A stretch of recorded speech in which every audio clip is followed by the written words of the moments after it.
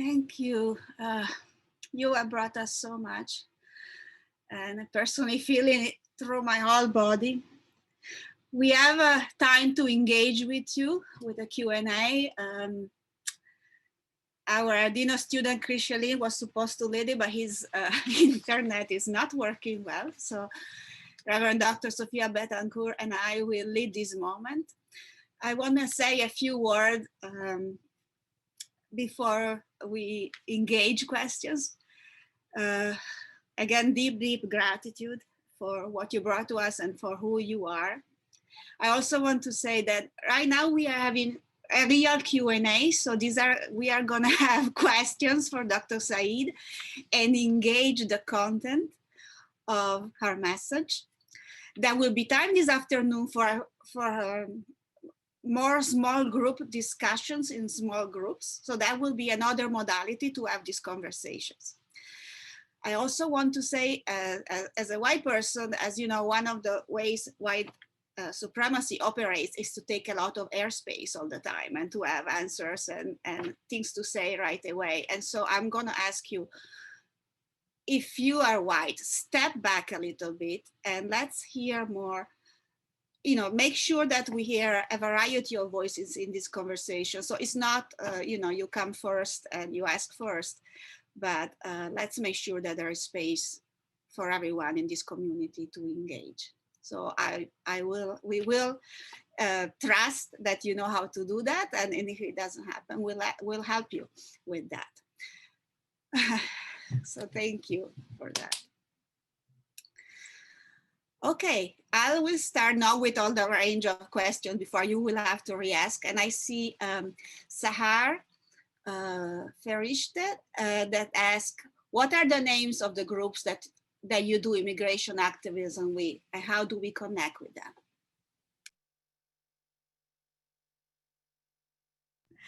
I'm doing the ultimate Zoom faux pas of not unmuting myself.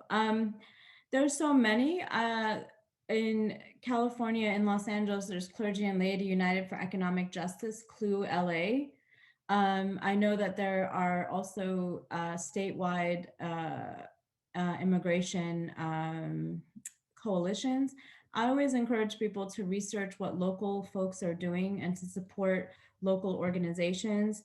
There's so I can give you what I do in LA, and so I think I would just encourage you to look at, there's also the Black Alliance for Just Immigration that has regional offices around the country, BAJI. And so we also have a coalition for humane, there are many, I guess I'm saying there are many different organizations. I would encourage you first to look locally in your community, and then regionally. There are also different denominations that are doing work within their own denomination or their religious community. So you could have a clergy action network. You can also have interfaith organizations that are gathering. We have in Southern California also an alliance of clergy for just immigration. So I can give you the landscape of Los Angeles, but I would really encourage you to see local organizations. I will say that there needs to be more done. And the new sanctuary movement, there was the sanctuary movement of the 1970s and 80s. There is a new, and people can list things. One of the things we found is that there are new forms of sanctuary. It's not necessarily a church or a mosque or synagogue or spiritual center hosting people inside. We've done things like accompaniment. You don't have to be a lawyer to go with immigrants and refugees to their court dates. You can be a clergy member, or you can be a lay leader, you can whatever and however it's defined in your community. But it actually can help folks. That's why I gave you some of the stories where negotiating to cross borders, negotiating with police at immigration marches has been another role many clergy and laity have played. But I would encourage you to be local and think about ways that are substantive in assisting those that are impacted, because it's not just the marches. I think what I learned in the last 4 years is you can also protest. It's also helpful. Yeah, I think you're seeing some other things come up in the list, but we found accompaniment in accompaniment also offering housing to people that need it is another form of doing this work. So I'll stop there, but I think as much as you can do your work in a way that builds on the strengths you have, not everyone is going to do the same thing. And not everyone, thinking about issues around ableism, like this we have so much, I think in the last 4 years, so much optics around in a being in a march outside, and there's so many ways to contribute. So I just wanted to point that out. I think that a lot of organizations are getting better at thinking of how we can engage, but really do the research locally, and then there might be some national orgs as well. So I'll stop there. And accompaniment, and there are many, many other forms of services that immigrant communities and refugee communities, advocating for refugee policies is a whole other, raising the number of refugee admissions is another really important form of advocacy that many folks have been working on. Thank you. Thank you for that. I'm seeing a question in the chat from Pablo Vasquez, who's asking, considering how guided by spirituality the far right attackers of the Capitol were, and how there's a quiet tolerance. Pablo's referring to Gadflies, which is a group in Unitarian Universalism, which maybe you've heard of, but I don't want to assume that you have, that is essentially elevating individual freedom over the investment in combating issues of racial injustice within the movement. So this question, they're still in our pews on Sunday morning, absolutely. So of them in our mosques, churches, temples, shrines, yoga studios, etc., what can we more actively do to resist those elements in our own religious communities, especially in this time? I think that's a really important question. And I also would point out, I actually just put a tweet, there is a new kind of, and I've given a talk on this, religious hybridity. There is a kind of religious hybridity that is often pejoratively resorted to in its description, multiple religious belonging. And I mean, pejoratively by actually scholars of religion, not necessarily even religious folks, or syncretism as inherently negative. I recently gave a talk on also another form of religious hybridity, which is QAnon and other religious identities. That is a form of religious hybridity. And in fact, those movements, however you term them or describe them, they are intentionally coming to and in trying to find spaces in religious communities.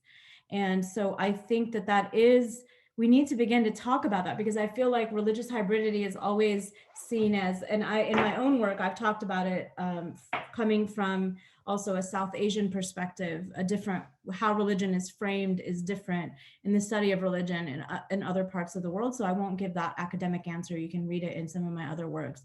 But I have really been talking about that QAnon has been elevated to folks that have a religious belonging to multiple forms of teachings. I don't use the word cult. I think that is negative and pejorative for multiple reasons. But I just wanted to point that out, that they are targeting religious communities. And so as those of us that are doing education, to understand that this is happening, there is recruiting, there is engagement, there is money put behind this. And I found it also disturbing that there was one of the folks at the Capitol, there was appropriation of Jewish tradition. There were shofar blowing. I don't know what the right verb is to use for that. There was also the use of the word shaman. I don't know if you knew there was a QAnon shaman. So I just think it's really, and all of our traditions are struggling with this, by the way. I've been working with Buddhist colleagues on the rise of white supremacy in American Buddhism. The rise of these teachings are in all of our spiritual and religious spaces. Also, colleagues have been writing about the rise of these white supremacist practices and notions tied into New Thought. and so it's not just happening to, you know, so it's finding, essentially it's one form of belief system that cloaks itself in multiple spiritual lexicons and languages. And I think that that's why understanding the susceptibility is when it's coming in your language, and I mean actually not just even in English, it's also coming in multiple languages and targeting communities, that we have to begin to understand that this is a conversation where I would have us think through: are we utilizing religious literacy of whatever our own tradition or moral history is? I think that that's important as well, because I think that has that. The fact that you're in seminary is a wonderful thing, because you're able to challenge sometimes these belief systems internally from your own whatever belief system it might be. And I think that that's part of it, is it can't be challenged by outside or other forms of language that are not relevant to the context. So yeah, and I really think that, I think there's a comment, I really don't use the word occult or cult in this, because it's very problematic, because many of us come from religious traditions where those words and those categories have been used oppressively in the study of religion, actually, in anthropology too. So that's why I think it is a belief system, it is a doctrine, it is a, not whatever you may use, but let's be careful, because I don't even use the word of the cult of Trump. I think that's problematic too.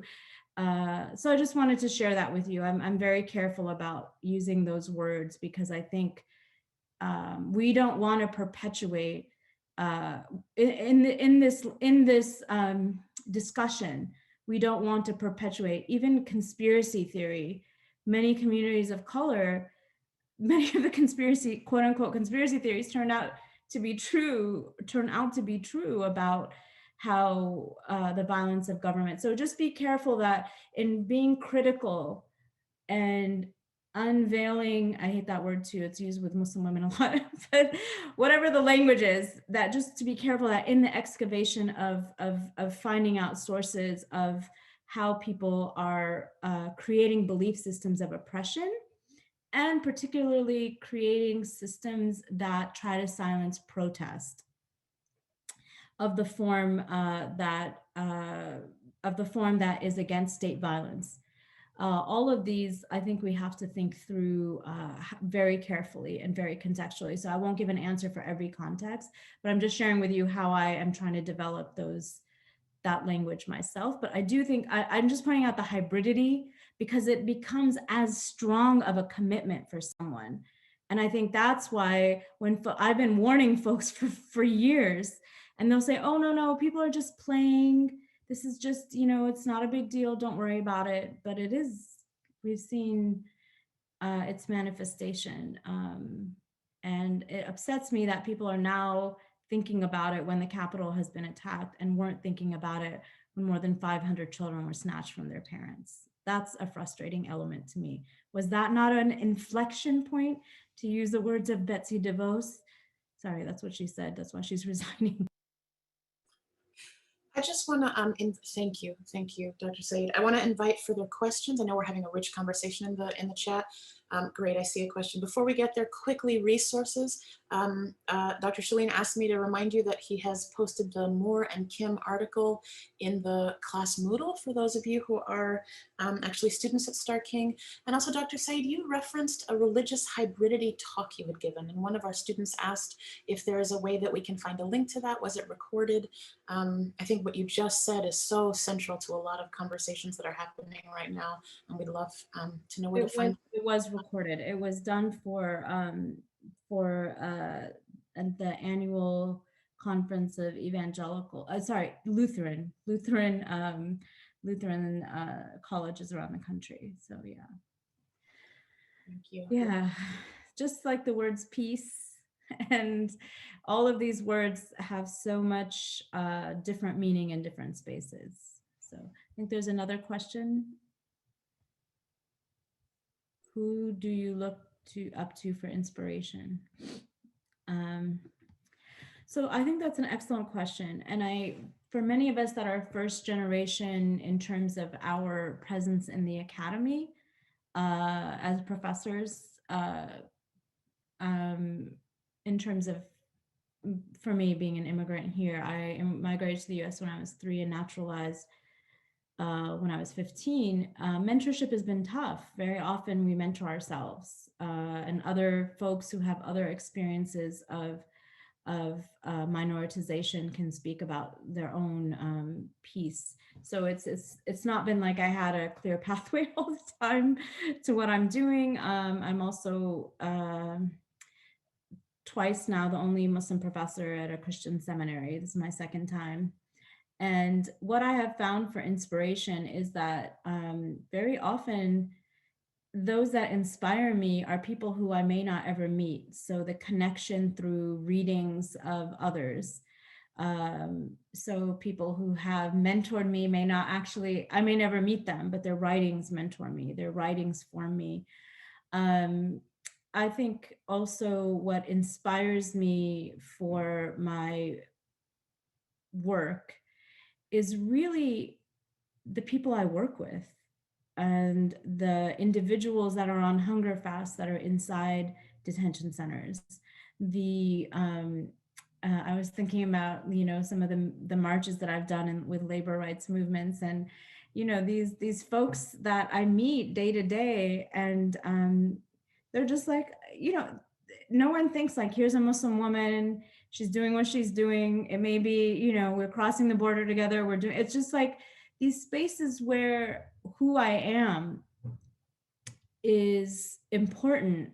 But what's really important is our commitment to the joint endeavor that we're doing. And I have found that my inspiration comes from understanding that these lofty words and language that I use actually resonate deeply by those that experience these spaces of moral anguish, but I see it as spaces of moral courage. So I really am inspired by people I work with. Julie Su, who is one of the first lawyers that litigated the immigrant sweatshop worker cases in Los Angeles, talked about she doesn't work for communities, she works with communities. And very often I am of the community that I'm working on. But I wanted to really also just say something really briefly here that is another question of language. Mercy Odoyeye, Methodist scholar, African scholar, says that it's not that people are voiceless, it's that we don't know how to hear. So I've stopped using, for a long time, that I'm a voice for the voiceless. I'm here to represent the voiceless. It's really that that everyone has to work on their capacity to listen. So that helped me a lot because it gave me the sense that I'm not there. I'm not in spaces to be a representative of the voiceless. I'm not in this space to think of Ella Baker. So someone who's inspired me intellectually is Ella Baker, whom I have never met. So that I'm not there to save anyone there. I'm not there to be the leader. I'm there to be a witness, a moral witness in the moment, to be a facilitator for the work that's getting done.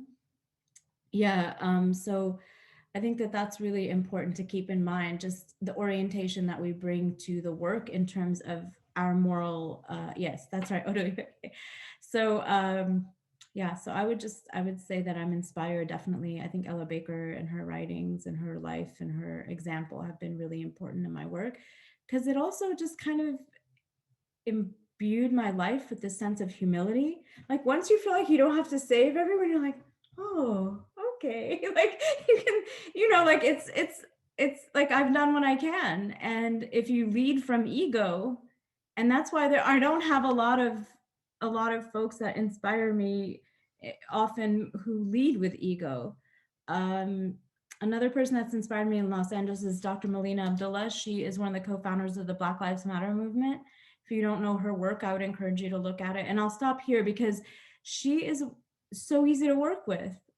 Like, I just find, you know, if someone's really hard to work with in the cause, then what does that mean about what we're trying to achieve? So I'll keep going on and on, but I definitely think one of the constant spiritual practices, to get to the other part of the question, is from that Muslim perspective, particularly from Tasawwuf or Sufism, the constant seeking of extinguishing of the ego. Because if the ego is taking up the space, then I have come to the point where I'm no longer useful for the cause. I'm useful just for my own voice.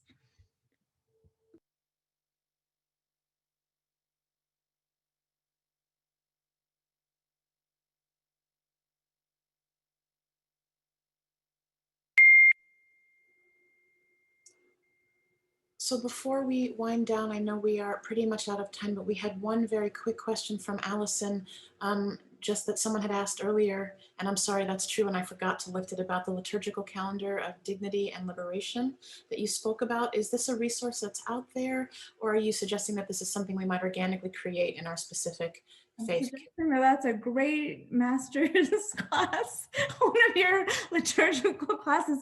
That's a great project to embark upon. It was, yeah, and you have a fancy description for it?